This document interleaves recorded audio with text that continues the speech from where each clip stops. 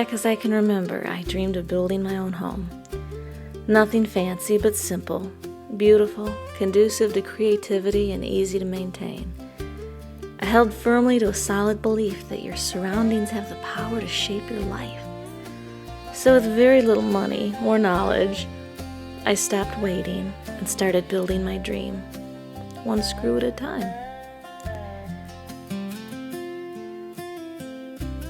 I grew up in a very modest, very average way, but my parents were anything but average.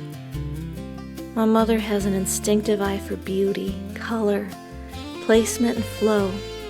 She can walk into a space and know exactly how it should feel without it looking forced or pretentious. My father, while not the visionary pioneer like her, brought something equally powerful to the table, a fearless willingness to tackle anything my mother dreamed up. Between the two of them, they built a life and a home. This gave me a deep belief that with enough passion and planning, you can figure almost anything out if you're willing to try. There's a lot in life that tells you a lie.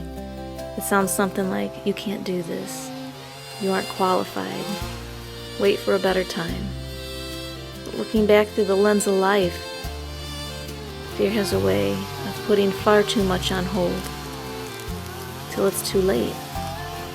Fear of failure, fear of the unknown, perfection paralysis disguised as preparation. It steals the present and hands it back to you years later as regret. So don't listen to the whispers that say, not yet, almost, next year. Do it now.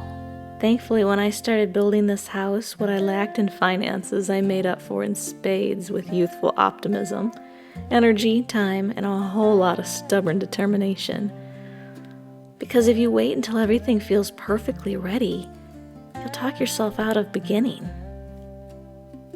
Since I was a kid, I've been fascinated by house plans. I filled spiral-bound graph paper with tiny home communities long before tiny house movement was ever a thing. I studied home design magazines like textbooks. I wasn't just looking at pretty rooms. I was obsessed with the flow of a home, the energy, the way a space could either lift you up or quietly drain you. My mom used to take me to open houses where we'd pretend to be potential buyers just so I could walk through the different layouts and study how they felt. I think I was gathering pieces of myself that would later become one of my biggest passions. Because our homes don't just hold our days, they shape our entire existence. Your space can energize you or exhaust you. It can bring peace or constant friction. I always knew I wanted to build something lasting, a place in the world I could call home. Before I found this land, I was living by the Piney River in a campground, and honestly, those were some of the best days of my life. But then life told me I needed to build something for myself, and my heart demanded that it be a hands-on experience from the ground up. I didn't just want a place to live, I wanted to learn how to build. I wanted small but intentional, not cramped, not trendy, and not a house on wheels anymore. There's a natural flow to daily life that calls for a grounded home where you can relax, work, create, and rest. I wanted every room to feel connected, yet clearly centered in its purpose. This, to me, meant minimal steps for everyday chores, spaces that naturally pulled you forward, a huge screen porch, and above all, the magical feeling of living in a treehouse. So here we go. This is part one of my full cottage build journey from the ground up. I'll be honest, I wish I had more footage. Most days I had a drill in my hand instead of a camera. But I documented what I could, and I'm going to share it all. What I designed, what I used, what it cost, how long it took, and why this house has quietly earned the reputation of being one of the happiest homes you'll ever step into. Because there's something about its design down to the inch that maximizes both efficiency and joy.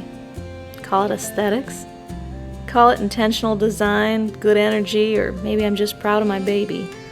But when people walk through this door, there's almost always the same reaction. That deep, involuntary, feeling. A sense of calm, of peace, of everything settling softly. The kind of place that makes you feel like your mind, body, and soul can finally exhale. And this was just the beginning. I can't wait to show you how it came to life. Maybe you're in a building phase of life and need some inspiration. Maybe you're recreating what you already have. I hope my little cottage in the woods can help share some ideas with you. It's no mansion, but it's just what I wanted. And honestly, in life, less really is more. Follow along as I share how I built the home of my dreams, mortgage-free.